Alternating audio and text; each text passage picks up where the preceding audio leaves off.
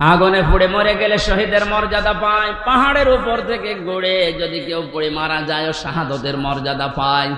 জালেমের জুলুমের সামনে নিজের জীবনটা দিয়ে চলে গেল, শহীদ হবে না। আপনাকে কে বলেছে? ওর কি আবার আর একবার মরে দেখানো লাগবে যে দেখেন আমি শহীদ হলাম কিনা? সুতরাং এগুলো যারা করছেন আপনি থামবেন, কোনদিনে কথা বলবেন না।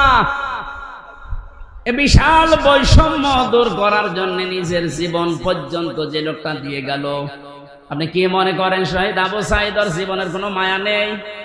আপনি যেমন নিজের জীবনকে ভালোবাসেন, ও ছেলেটাও তো এরকম ভালোই বাসত। ওর বাবাকে আমি জিজ্ঞাসা করলাম ছেলে মেয়ে কয়টা? ছেলে বলছে 6টা। এটাই আমার ছোট।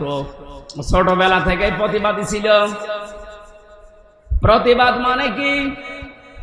অন্যায় যেখানে প্রতিবাদ সেখানে, এর আরবি হচ্ছে জিহাদ।